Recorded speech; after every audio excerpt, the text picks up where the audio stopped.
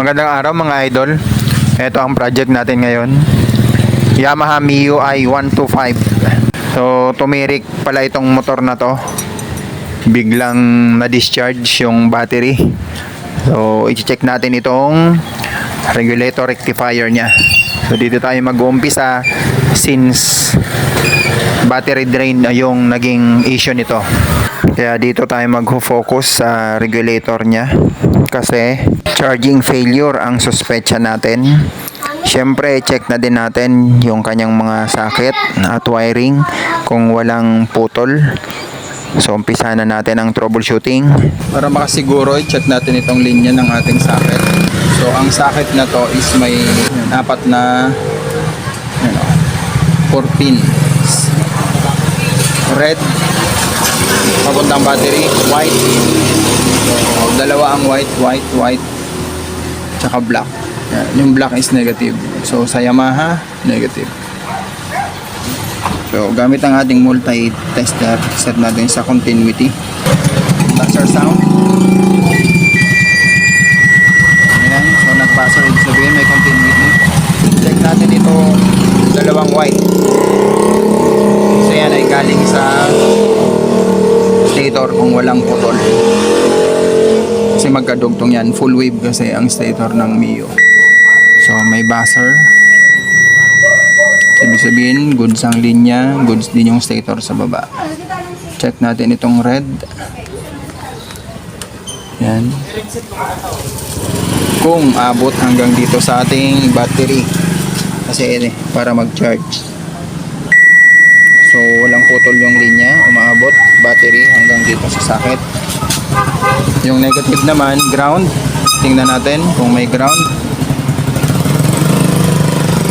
At lagay natin sa body ground.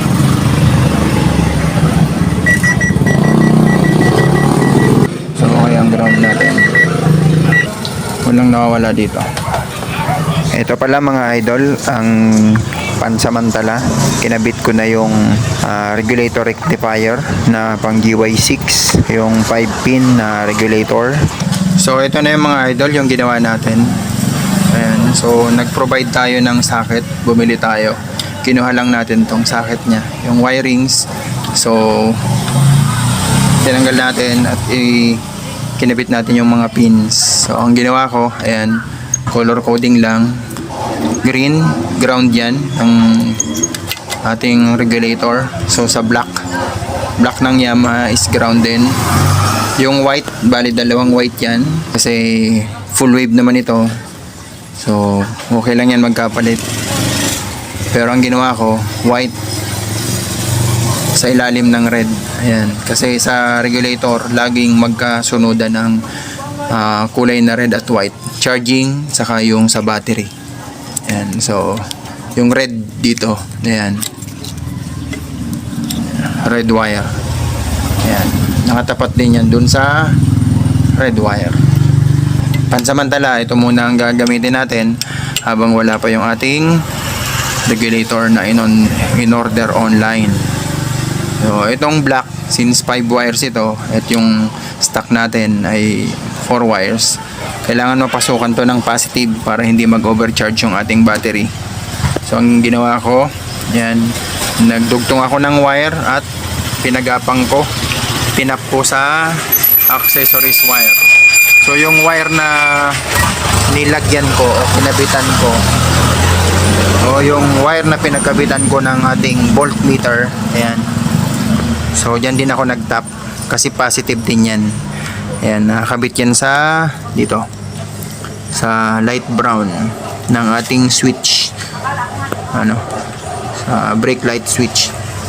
So goods na yan. So itatry na natin paanda rin. Ayan, yan ang voltage ng ating battery. Start ko. So okay na. Yan, 14. So goods na yung ating regulator. So umandar na.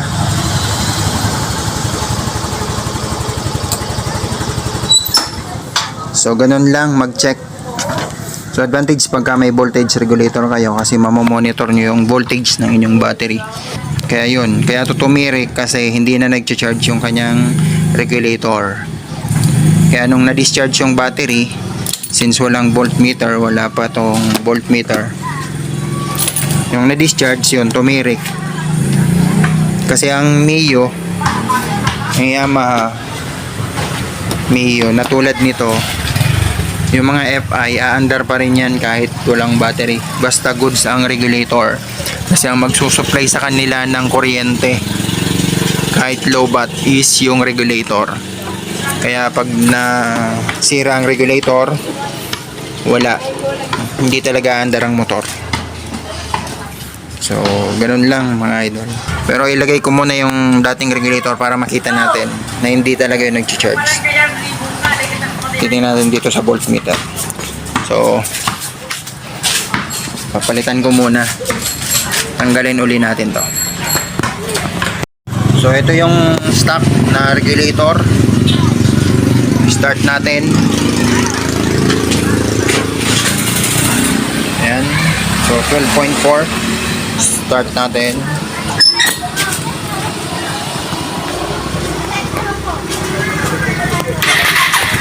Pansin nyo ba mga idol, nag-drop ang battery niya ng 9.9. Ayan. So, umandar, nire-rep, pero hindi tumataas ang voltage niya. Ayan o. 12.1. Kaya pag na-discharge yung battery, wala, titirik na yung motor.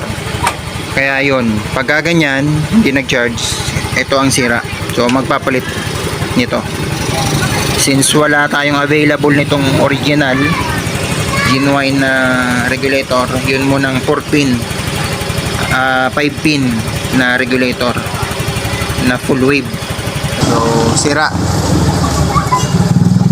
Ganun para malaman kung sira na. Yan. Nirev natin pero hindi nagbabago yung voltage niya. So, pwede rin naman, baka loose contact, pwedeng linisan yung mga socket. Pero kung sakali nilinisan nyo na, kasi minsan nagko-corrosion yan, hindi nagko-contact.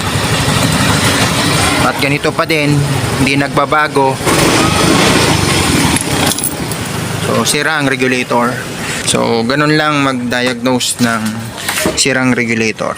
Hanggang sa muli, mga idol.